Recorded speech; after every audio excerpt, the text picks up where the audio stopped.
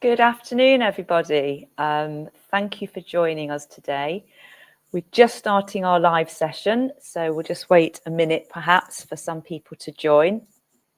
As always, these webinars are available live, but also then to watch back on our YouTube channel. So if people are just joining a bit late and they feel they've missed something really important at the beginning, you can go back and watch it on our YouTube channel.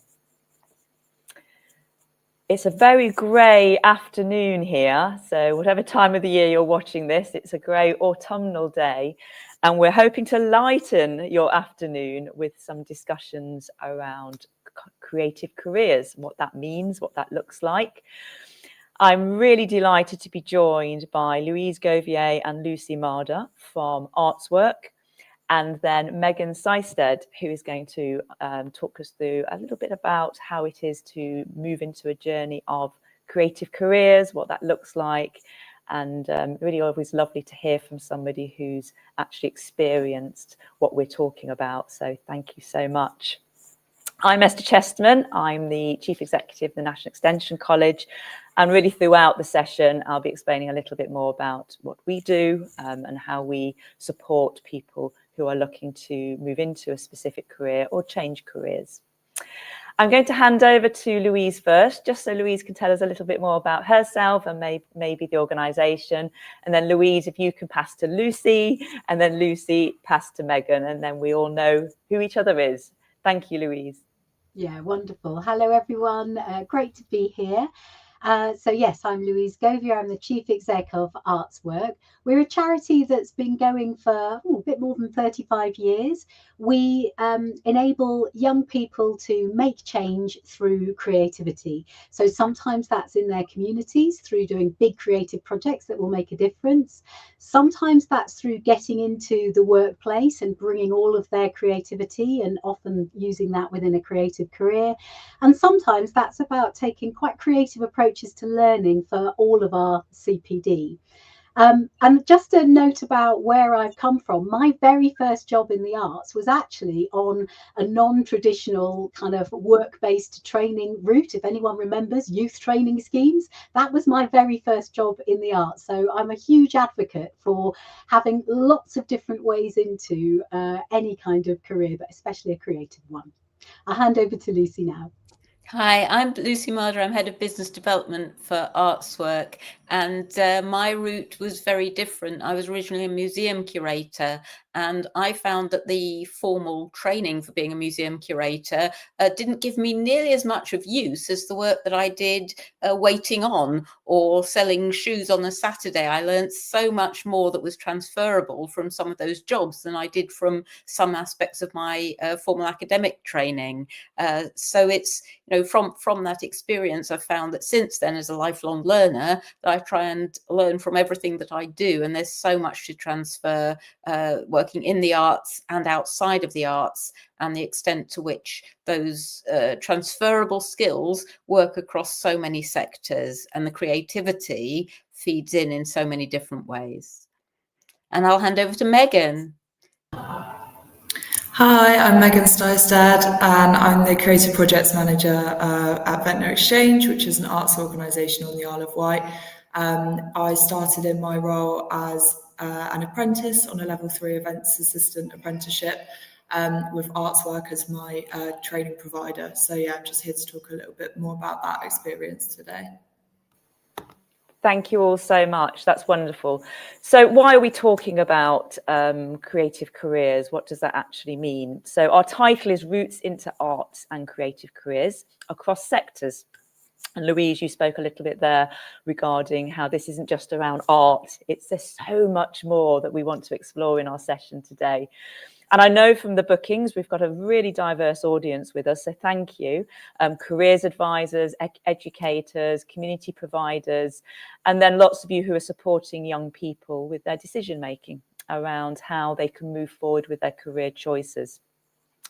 So 3 main sort of goals we're wanting to achieve today with you. Hopefully you'll discover a wide range of creative career routes. We've already heard 3 different ones at the beginning, so that's wonderful. So there's academic, vocational and alternative. maybe offer some tools and insights to help you support others or support yourself in that decision making.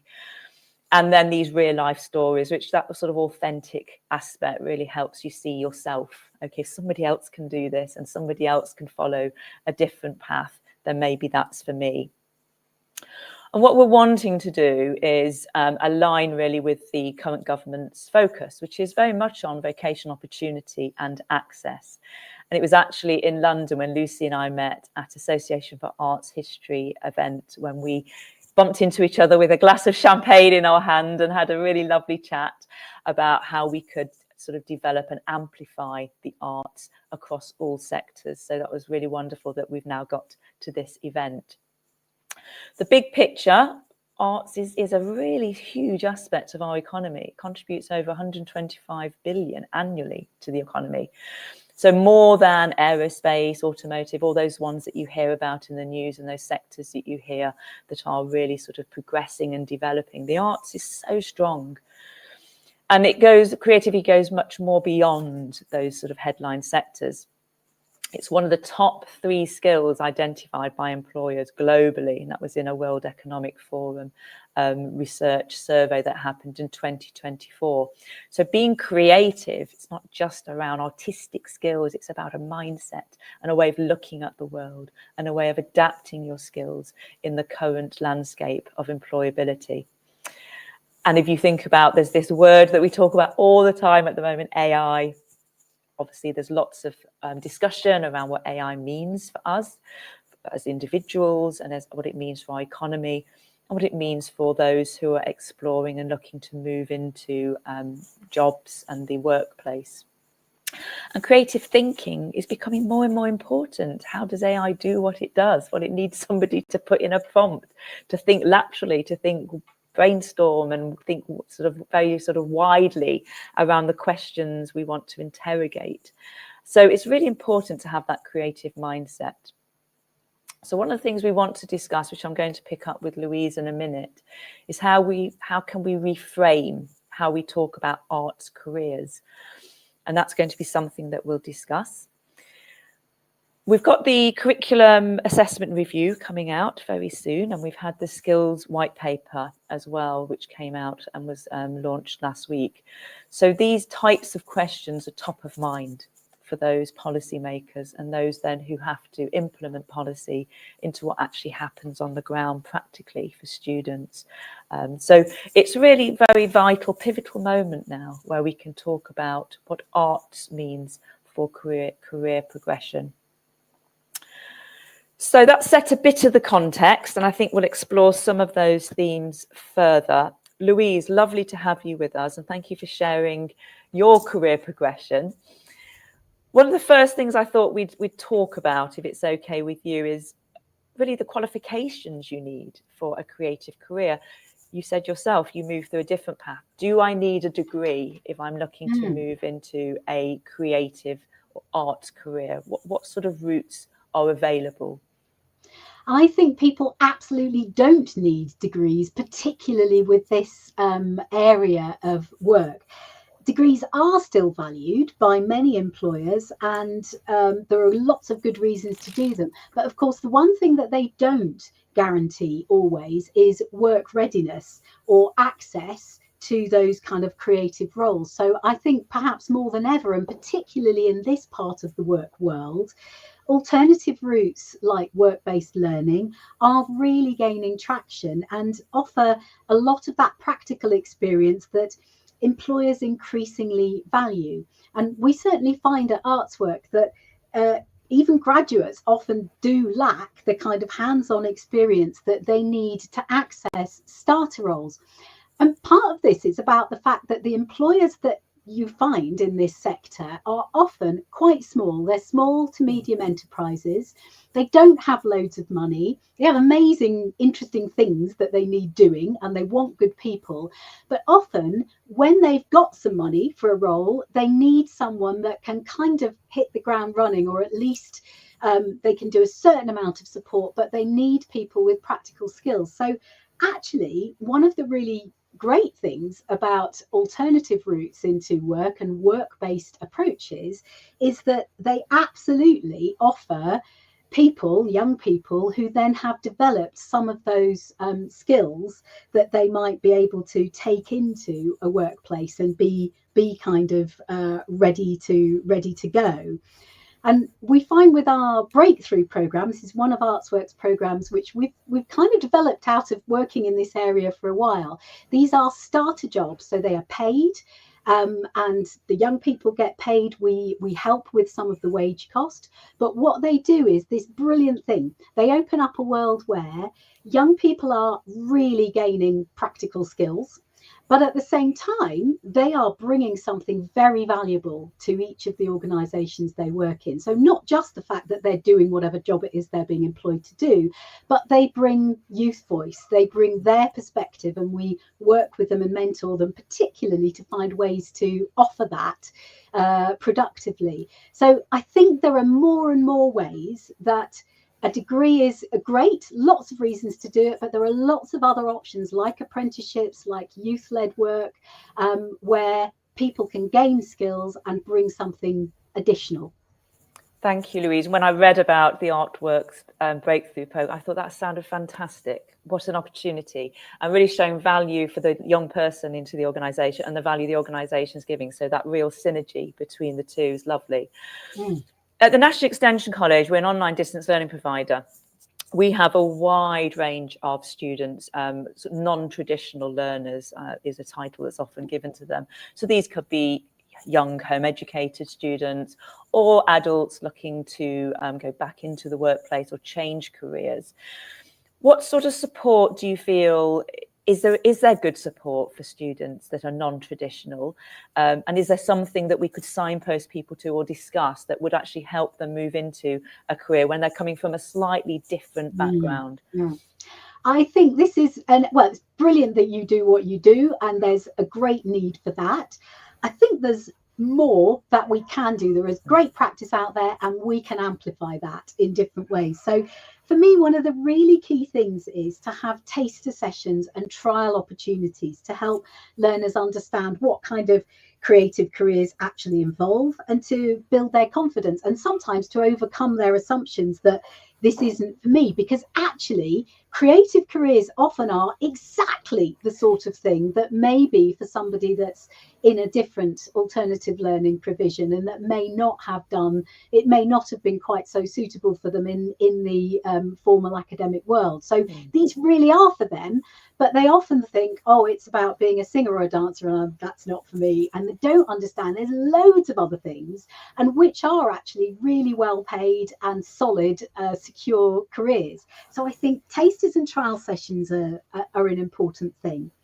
I think how we assess this is really important. We need to have practical, achievement-based assessment rather than academic routes. It's much more inclusive, it suits more people, and it's not hard to do. And especially if it's linked to some work-based experience, then actually they're doing something really helpful, and you're recognising that. And of course, helping them to understand what they are doing and all of their achievements. I think probably the biggest thing that I've noticed in the last 5 years is the nosedive of confidence in so many young people. And when they can see and they don't think they're doing anything, and then you go, no, look, you've done this, and you can point that achievement out. It's life-changing sometimes. For me, I think there is something about recognising and addressing class barriers, because financial support is really essential for some people to ensure that access isn't just limited to those with independent means. So we need paid work, and we need paid work experience. We did a bit of youth-led research a few years ago where some young researchers looked at what were the barriers that stopped a diverse range of young people from accessing creative careers, and they came up with 5 really basic important things and 5 things that would fix them.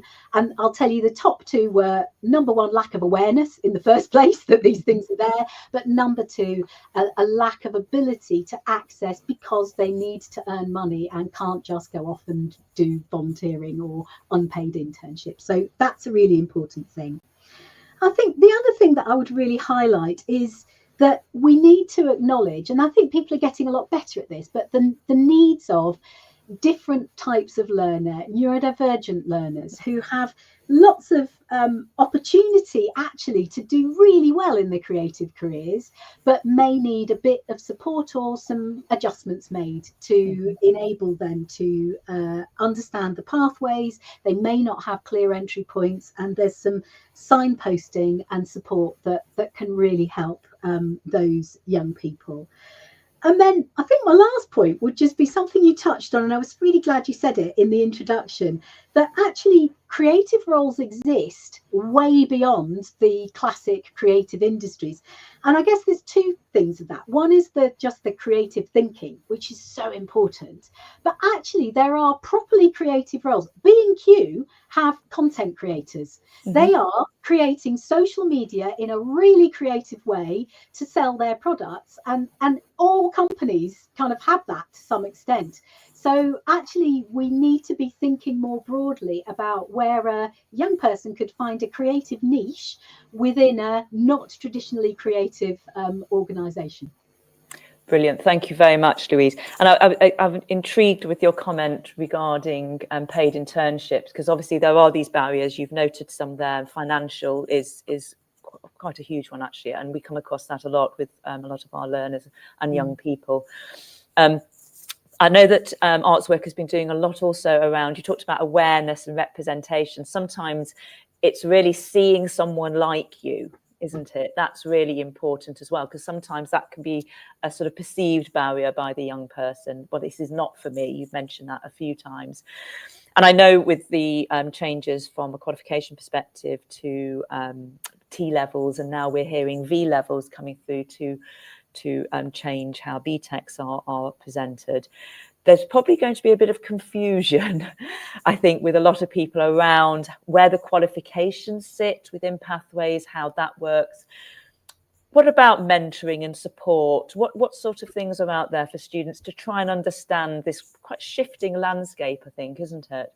Yeah, I think this is so important. And our team, it's probably the biggest thing that they do is to support on a one-to-one basis, because everybody's different and they need to find their own way. But I think the colleagues that are in the call today, I know many of them will be involved in this. And for me, it's about having all of that. Our job is to have all the up-to-date information about all the different options, and then it's to hold that space of safety for those young people to explore those options and find what might be the right one for them. And then I think the other thing is to keep supporting them, because it may not turn out to be the right one. And one of the things that we find ourselves saying all the time is there's no wrong door. I mean, actually, my first mentor in a careers setting, I chose that person, and they were head of culture for Manchester at the time.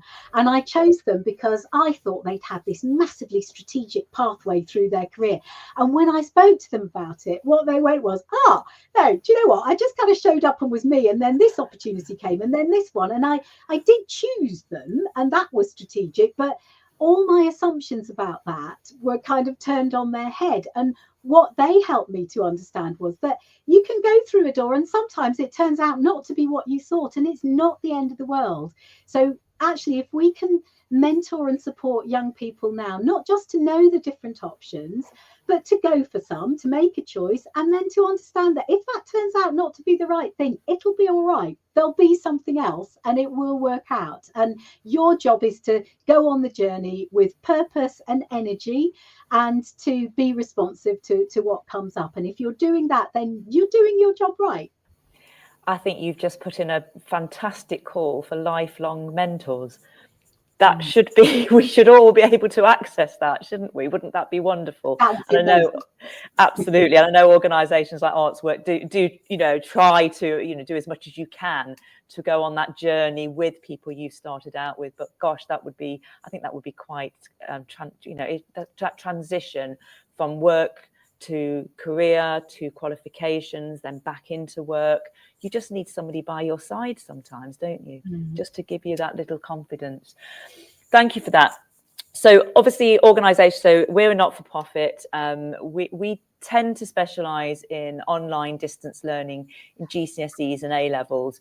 Now, these are really sort of qualifications that sometimes are there and required to open doors. There's been some changes around, for example, requirements for apprenticeships, but often you may need that GCSE or A-level just to open that door a little bit wider for you. So that's something we do, and we work with a number of partners to try and make sure that's as accessible as possible. Artswork, you're doing a lot around youth-led projects, and that comes back from the theme of amplifying and mentoring. You've got a number of projects you're working on at the moment. I know you do so much. Do you want to just highlight some of those that people might not be aware of? Yeah, absolutely. Because I think we have a big program that runs. So Artswork, we do training and continuing professional development across the nations, and actually internationally now. But our direct access for young people, our programs where we work directly with young people, tend to be in the south. That's where we're funded to work at the moment. And we have lots of careers programs, and I may talk a little bit more about that. But the youth-led work, actually, I think is one of the unsung heroes in a sense, in terms of helping young people to develop skills and confidence that they will use in the workplace, and to make their own choices about what doors they want to go through. So we have a program that's called Young Cultural Change Makers, and this operates in 7 different communities across the south. They are basically, we support and invest in young people to talk to each other, to come up with big creative projects that are going to make a difference where they live. It's all sorts of stuff. They build gardens for well-being. They decorate murals and underpasses. They put on anti-knife crime conferences. They do all kinds of different things. And basically, as they are leading and delivering on those projects, they work with lots of artists, and they have about £15,000 to spend on each project. So it's not a small amount of money. We develop their skills and their confidence, recognizing that through digital badges, through arts awards, so that they realize over time that, yeah, actually, they've really worked on communication or project management or teamwork, and they are able then to kind of articulate for themselves the skills that they've built.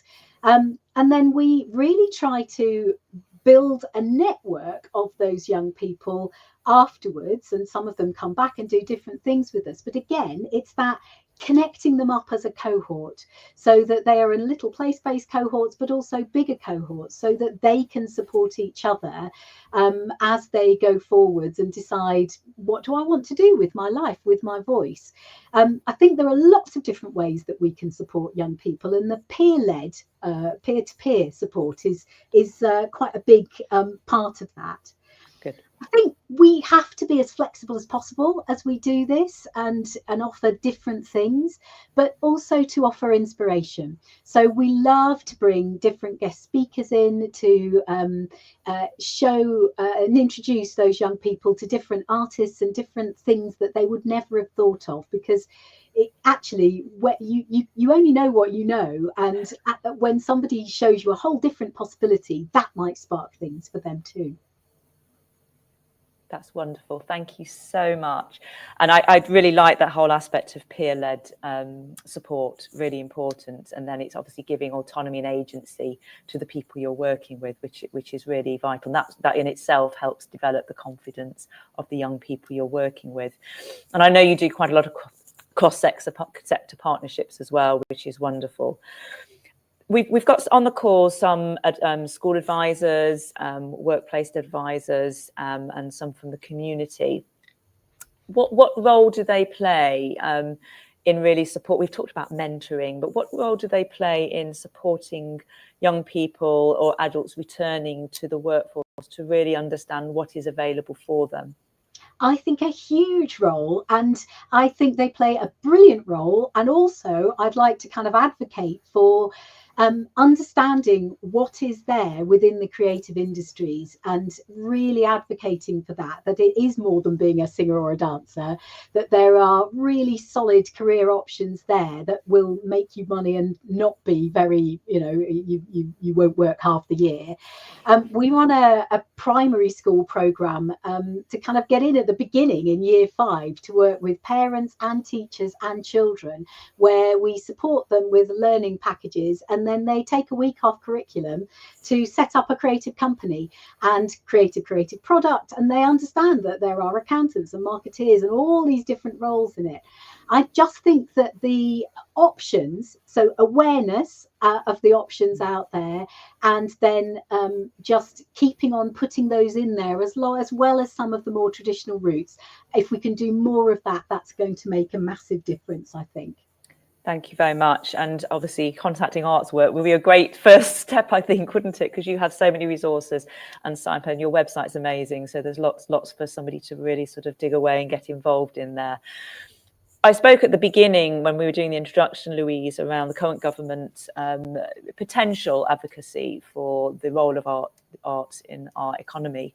And societally, they've always presented as being very supportive of the arts as a sector.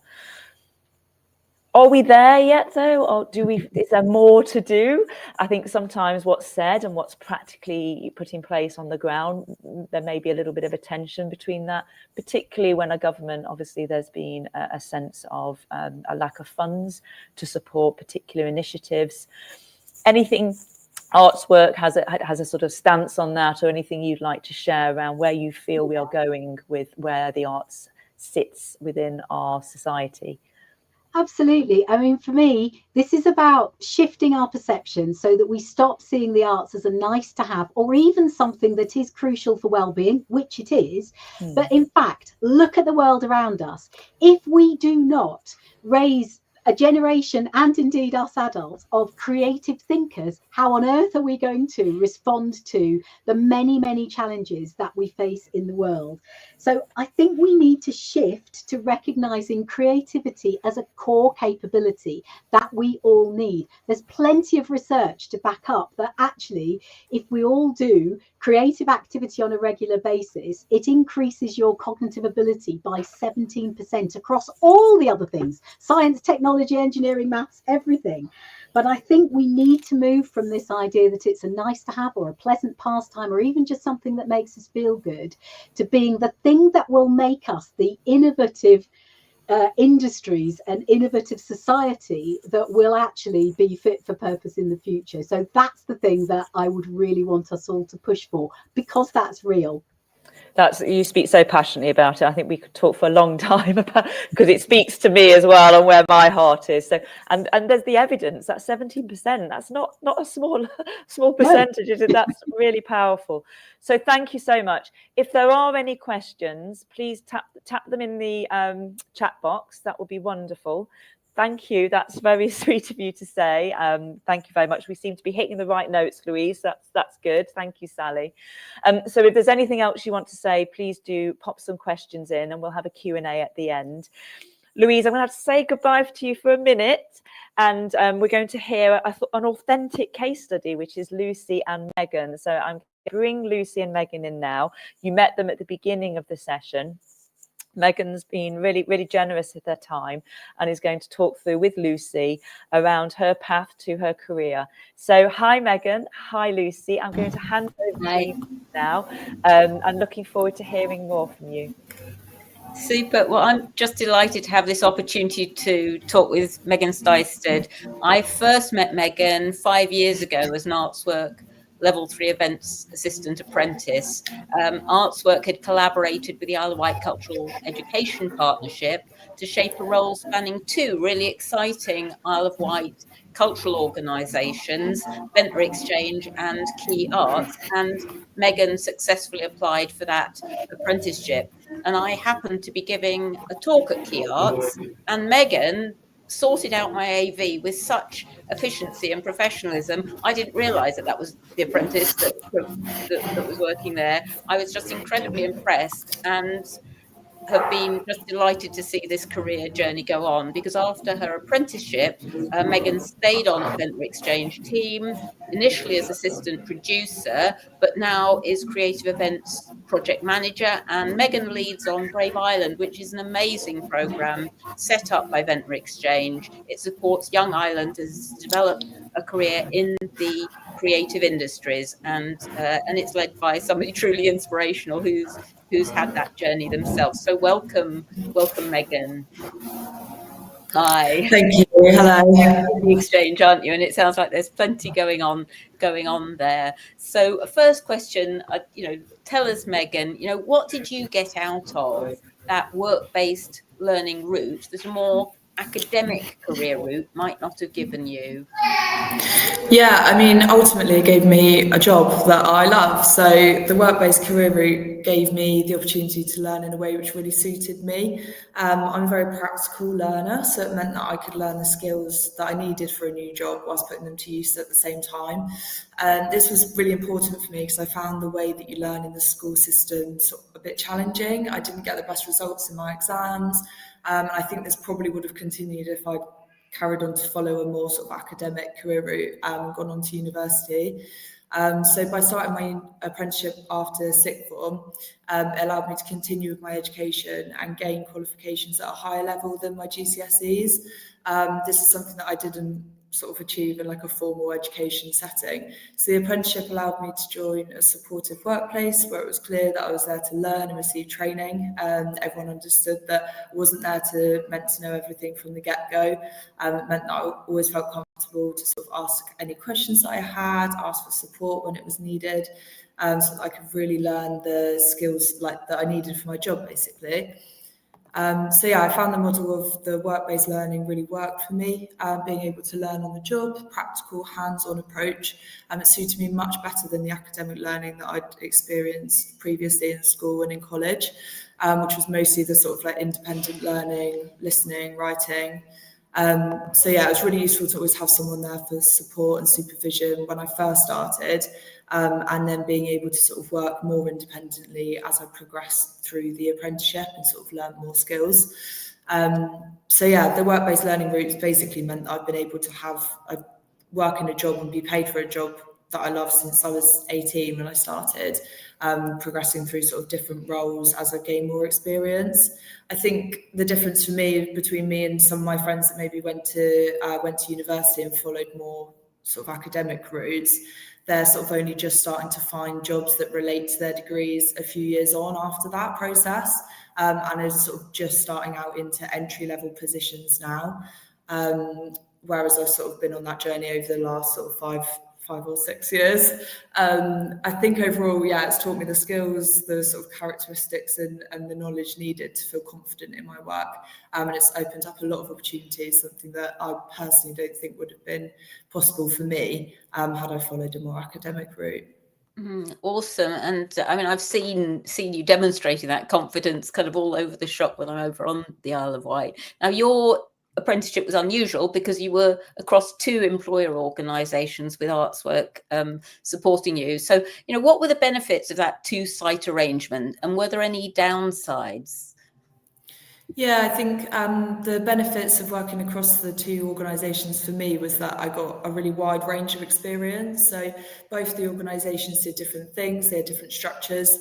So it meant I got to work on a range of different projects, really. It was the first time that I'd worked in an organisation sort of within a team outside of hospitality, jobs that I'd had growing up. So it was interesting to see how these types of organisations worked and how they differed from each other as well. It definitely opened up more opportunities for a wider range of training and skills development for me, because the 2 sites they differed in size and setup. So, for example, one was a charity and one was a community interest company, and then one of them was a larger venue as well. So one had a theatre, an art gallery, a shop, and one was much smaller.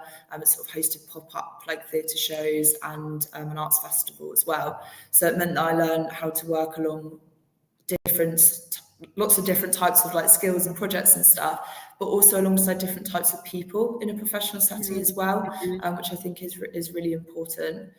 I'd say the benefits for the organisations as well was that sharing an apprentice meant that, so the way my one worked was I was with each of them for 2 days a week each. And this meant that they had the capacity to be able to sort of support me efficiently. I think this is particularly beneficial for very small teams. Obviously, they're going to need some time to be able to work independently. It might be a little bit more difficult to make that time right at the beginning of the apprentice's journey, where they might need quite a bit of supervision and support. And it also means that there's enough for the apprentice to do as well in terms of workload. So there might not be enough workload for a full-time position. And it's really important that the apprentice sort of feels like they're really needed and useful. So yeah, following on from that, I'd say that a benefit is that it could definitely, the sort of 2-site arrangement could open up more opportunities for options after the apprenticeship finishes. So for example, in a small organisation, they might not still have a sort of full-time position available once the apprenticeship completes, but they might be able to offer a part-time position, potentially combined with the partner organisation as well, to sort of wrap that up into a full-time role. And that's certainly what happened with me. Obviously, there's no requirement to keep an apprentice on, but obviously I think it's a really good way to build your team. And it's the ideal outcome for an apprentice to receive that employment at the end of their course. Thinking about downsides, I'd say a downside could be that switching between the two organisations, it can take you slightly longer to feel settled and comfortable with those teams in the beginning, especially, you know, if you're only there sort of 2 days a week, obviously sort of 5-6 days apart, rather than someone for 5 days a week in the beginning. And with that, you're obviously switching between whichever projects you're working on within both organisations. So it's a little bit longer to wait in between than just sort of having a weekend if you're doing a traditional 5-day working week. So that can sometimes be a bit of a challenge to adapt to. Yeah, and there's some really useful learning there for anyone that's thinking about how to shape work-based learning or work experience in the creative industries where organizations tend to be kind of smaller employers. That's really useful. Thank you. As well as your work at Ventnor Exchange and at Key Arts, you had training sessions at Artswork along with other apprentices in your cohort. What skills did you develop through that, and how was that training different from other learning that you'd had at other points in your education? Yeah, so I think just to frame it, I started my apprenticeship at the end of 2019, and obviously by March 2020 we were in the first lockdown. So I started by travelling over to Southampton. I think it was once a fortnight for in-person training sessions, and these were really nice because I got to spend time with the other apprentices and sort of spend time with them face to face. But obviously a few months in, it switched to being completely online. But yeah, these sessions were where we would receive training in relation to the modules on our portfolios. So some would be with our trainers directly through Artswork, and then sometimes for different sessions they would bring in other trainers to sort of cover certain topics as well. We basically covered things that I would then be able to take back to my workplaces and show that I'd use them in practice as evidence for my portfolio. So, for example, we did some training on GDPR and sustainability, and then I went away and updated my workplace policies on these things with my line managers. We also covered things like budgets, how to plan project timelines. But yeah, these training sessions were really useful because it basically meant that we could learn these skills in an environment where there wasn't any pressure. So it's outside of the workplace. Everything's explained really clearly. You've got loads of time to ask questions, make sure you fully understand it, and then you can go back to your workplace and put it into practice. I hadn't had any training outside of school before this, so it was a completely sort of new experience for me. But yeah, it was definitely something that was really useful. Yeah, and some of the things that you've mentioned there, kind of project management, kind of budgeting, all that sort of stuff. Those were the things that I felt that my academic learning really had missed out when I actually got, to be trying to run an exhibition in a museum, which you can't really do if you can't organise things and you don't know how money works. So that's really great examples. So tell people, I mean, I've seen you doing this in action, but tell us a bit about the work that you do at Ventnor Exchange now. Yeah, so I'm now working full-time at Ventnor Exchange as a creative projects manager. I'll have been in this role for 3 years in January. I mostly lead on Brave Island, which is our youth programme we said a little bit about earlier, but we offer free creative opportunities for 14 to 25-year-olds living on the Isle of Wight. This is something that we set up during my apprenticeship right back at the start, and it's sort of grown with me, where today we have over 700 users on the platform. We offer all sorts of opportunities: mentoring, workshops, trips and experiences, work experience placements, and even paid jobs and commissions as well. This is something that I'm extremely passionate about, because it's really important to me that young people have access to discovering what options are available when they're thinking about what they would like to do next after school, college, university. I think creative careers, as Louise and Esther was sort of touched on earlier, but I think they're particularly underrepresented as options for young people. So we do try to offer a wide range of experiences so that they can understand just how broad the creative industries are, and how many different opportunities for different types of jobs are available. But I'm also just passionate about making creative opportunities more accessible for young people on the island. So some people only engage with the platform to come along for a workshop and just to try out a creative activity. And that's just as important to me as someone who might take part in like a 6-month work experience placement, for example. So as well as Brave Island, I'm sort of responsible for any of our education and outreach. So I do a lot of like assemblies, careers events, careers fairs in schools and colleges.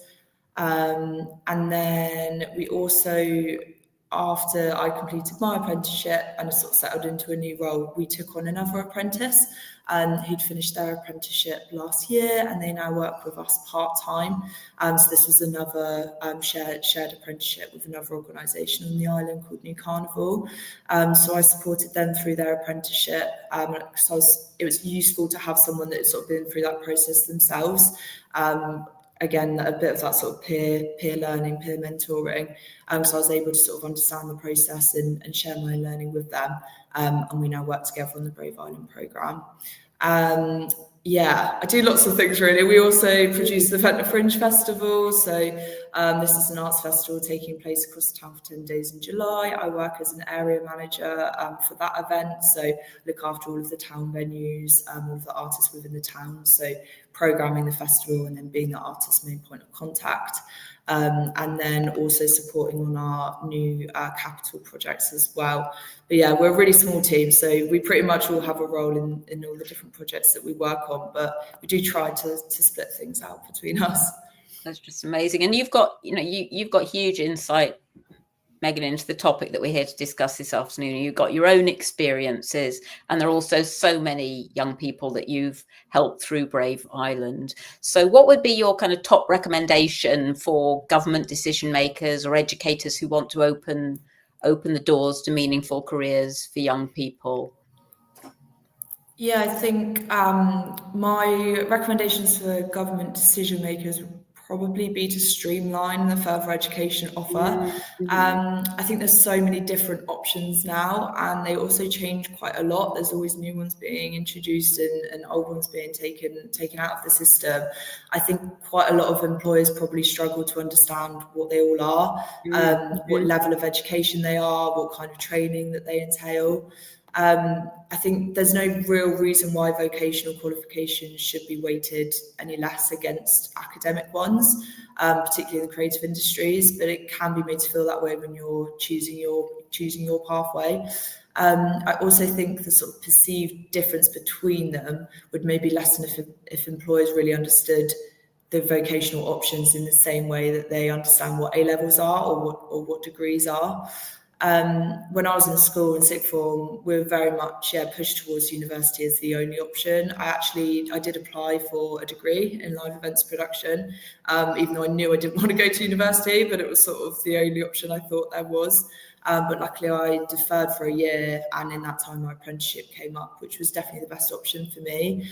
But yeah, so my recommendations for educators, I think, would be to definitely share all of the options available for further education and higher education as well with their students, particularly where there are students who feel they maybe don't fit in as well to mainstream education. I think it's really important for people to continue in education post 16 and onwards, through the rest of their careers. But I think, people definitely need to know that your only option isn't just going to university aged 18 or like nothing else. Thank you so much. And before we hand back to Esther, but just to say, you're always an inspiration to me, and I'm just really grateful that we've had this conversation this evening, and more people have heard some of the really useful practical things, but also the strategic thinking about how creative careers can be shaped. Thank you so much, Megan. No problem. Thanks for having me. Thank you, Megan. Are you okay to hang around for some questions? Is that okay? Thank you so much. Absolutely fascinating, and I loved your sort of battle cry at the end for the government. I think we were saying earlier on as well, with the new qualification system coming through, it's quite a confusing landscape for not only those who are advising young people making the decisions, but as you rightly said, a group I'd missed out in that is the employers. The employers are struggling as well to understand what skills somebody's coming to them with when they're presenting a particular qualification in front of them. So really spot on with that. So hopefully some of the people on the call may be struggling with that as well. And with the landscape changing again, obviously careers advisors, schools advisors and colleges are now going to have to update and upskill themselves on these new qualifications. And that's going to take some time. So making sure that up-to-date, relevant information for young people is going to be more and more vital. So thank you for raising the flag for that. We're going to invite Louise back now as well, so who I'm sure has been listening, knows your story, I'm sure, but has been listening very, very intently. We've had a couple of questions coming through. We had next on the section around the sort of support Artswork and NEC offers. I thought we'd do the questions first and then wrap up with the support, if that's okay with you both. So if there's any other questions, please do pop them in. We've got the first question, though, if it's okay, Louise and Lucy, you may have some knowledge of this. We as an organisation work in the prison sector. So we've had a question here around programmes for ex-offenders. And actually one of the programmes we do offer in the prison sector through our partner Prison Education Trust is a couple of arts programmes, actually. These are in-cell learning. And they're for students and those who are in a secure environment to just utilise art to support them therapeutically, but also to explore whether that's a career they can move into. So we have a couple of programmes there. And obviously we're looking at that development within the secure environment, but what sort of things may there be outside that can support that learning and that progression for a young person or somebody who has been in the prison system? Yeah, absolutely. So Artswork ourselves, we do quite a lot of work within the youth justice system. It tends to be, rather than one particular programme, that within our place-based work, we'll be doing a project with some young people who are in the system, who may be in prison or coming out of prison, or, for example, on the Isle of Wight, they've just redecorated the youth custody suite within the magistrates court, so that if you are in there overnight, you've got now some things to distract you and to help calm you down to look at. Okay. But there are loads of programmes out there, and I think just if anybody is looking for particular work in the area that you work in, then that you will find, with some help of Mr. Google, that there are lots of things out there, because the arts are so powerful to open up potential for self-expression and for confidence building and skill building to then take your transferable skills on. So there's lots there. We don't have one programme that I can say, yes, come and do this programme with us. Well, that's great. There's obviously options. Anything Megan or Lucy want to add to that? It may not be your area of expertise, but do pop your hand up if there's something you'd like to share. No, okay, that's lovely. Thank you. Thanks, Louise. I think Alice's question is really an interesting one, and you noted at the beginning around, I think, Louise, you mentioned the arts world, creative arts world is predominantly a lot of SMEs, small organisations that make up this 125 billion sector. So an interesting question about barriers and whether geographically there's barriers to people moving into a career in the arts. So thank you for that question, Alice. I don't know who wants to start with this one. Or whether I'm going to suggest Megan, actually, to start with, and then I may have something to add. Wonderful. Megan, anything to sort of support Alice in her thinking here?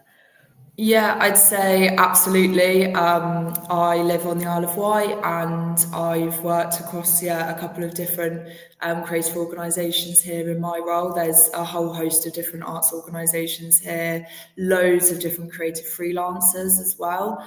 I'd say, I don't know what sort of area of the creative industries you're interested in, but yeah, I think in a rural place you'll definitely find a lot more people sort of doing it themselves, a much more sort of DIY attitude. So definitely on the Isle of Wight there's loads of freelancers, but there is a really good community of creative organisations as well, where there's a whole host of different roles. So it might not feel like there's as many opportunities out there, and you might have to sort of look a little harder or dig a little deeper for them, but it's definitely possible.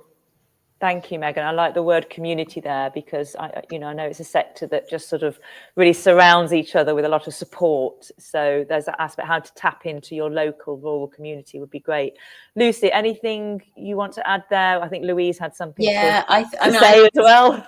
I'd just add that, the digital world has reduced the barriers so significantly. And so, because of the extent to which people are working kind of digitally remotely, that means that, yes, absolutely, rural areas are open, but also the inspiration that people can take from a rural environment and feeds into creativity. The relation between nature and creativity, I think, is really great. So, go for it. Go for it, Alice. Thank you. And yes, actually, that the online aspect and the digital transformation we've had, particularly as Megan said, post-COVID, though obviously there was a negative effect initially for you, Megan, but obviously then it has opened up perhaps more opportunities for some people who are living in slightly more rural areas. Any final words on that, Louise? Yeah, and my build on that would be that firstly, we really have to recognise that a creative career for many people is about being an independent creative practitioner who may work on films anywhere, who may design costumes for all sorts of different things, and that is still a really solid career. And so some of our advice and support needs to be around supporting people not to go and work for an organisation, but to build that independent career.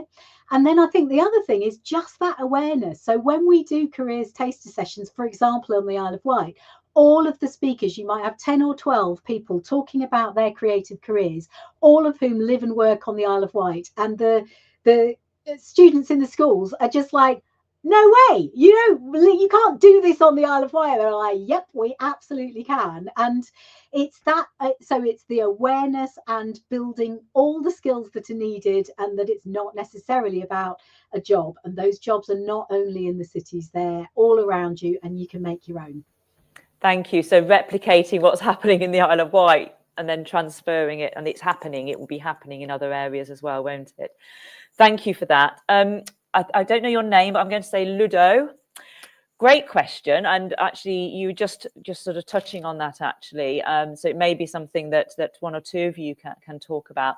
It sounds as if, yes, they're perfect for those who are moving into a self-employed or freelance type of way of working, but perhaps you can expand a little bit on that. Somebody who'd like to go first? Lucy, thank you. Yeah, I'll give a very live example of an artswork program developing skills that can be transferred to self-employment. We're just about to launch our young consultants. So that's a cohort of young people who have come through our other careers program. They're alumni from Breakthrough, from apprenticeships, from our other programs. And I've been working with them, training them in the skills of consultancy to actually go in as influential change agents. And that's something we're launching as a paid for service to generate meaningful, exciting work for some of our young alumni, but also surplus for the charity. And it's really exciting. Now, we hope that our young consultants will spend a lot of time working as Artswork young consultants, but quite explicitly within that is a skill set of client management, of negotiation, of planning a project, which is designed to develop the skills for self-employment, for creative enterprise, for people to effectively manage a client project for an external agency. So yes, absolutely, we're really passionate about that. That sounds lovely, and I think we'd really all be interested to hear how that progresses and some more information. So we will definitely share that with our network as well. Thank you. Louise, you've touched on this a little bit as well, haven't you, around the skills that programmes and young people can develop, particularly in the creative arts, where there are sort of a lot of SMEs, but also opportunities for being freelance. It's an opportunity market, isn't it? It's not a deficit being freelance. It's giving you lots and lots of different varied work. And what we hear from young people all the time is that people my age, our expectation that you will have a job and you will go and work 5 days a week. They don't want to do that. They have loads of things they want to do, and they want to be free and flexible. I mean, they want to earn enough money to pay for rent and mortgage, don't get me wrong, but some people also really want to be more flexible than that. And I think it's on us to make sure that they're aware of the opportunities to do that, and then have those solid skills. So you know how to do an invoice, you know how to do your tax, you know how to have the right insurance, and can build that portfolio. Some of that is about being on LinkedIn and knowing how to sell your brand. There are all kinds of things that we can help with. All of us on this call can help with building those skills, so that we just give them so many doors that they could go through. Thank you. Yes, we have a really popular business startup course, actually, which is just for that. It's not accredited course, just takes you through those steps of understanding how to be, somebody that's working in, we often call it that tapestry career. You've got lots of different things you're doing, which really feed. I think, Megan, you talked about this when you were talking with Lucy around the benefits of having the two different apprenticeships, which I thought was fantastic. Either repeat a bit of that, or do you want to link that into having perhaps a couple of organisations somebody's working for? Yeah, I think definitely, just to echo what we were just saying, really, but it can be working in the creative industries. I say it's definitely beneficial to really just gather as much sort of experience as you can, particularly if you're wanting to go down the sort of freelance route, the self-employment route. Having, a whole host of different sort of experiences and skills and stuff under your belt that you can then apply to working with different people can be really, really beneficial. And in the same way that I had my apprenticeship across two different organisations, I know lots of freelancers on the island that make a sort of full-time position for themselves by doing that as well. So working as self-employed, but having clients in multiple different organisations and being able to build up a sort of full-time career that way. And I think that links back to the having a creative career in a more rural place as well. Thank you so much. I think we've run out of questions, which is great. They were really spot on ones, though, so really touched on some key themes, so that's wonderful.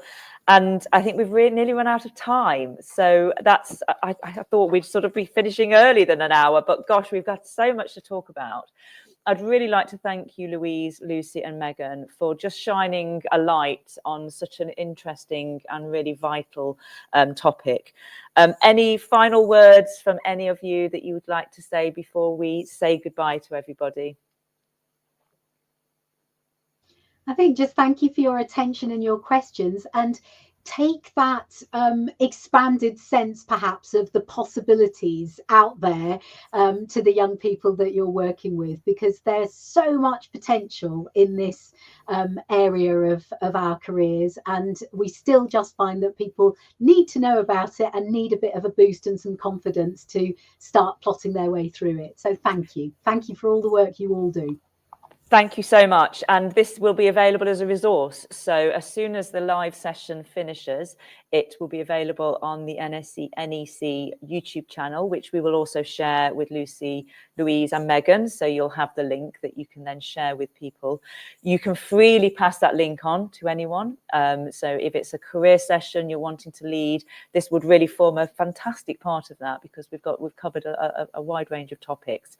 And we will pass out to everybody who's booked onto the call as well. So thank you all very much. I can see another one next year already. So thank you all for your time, and have a lovely evening. Thank you.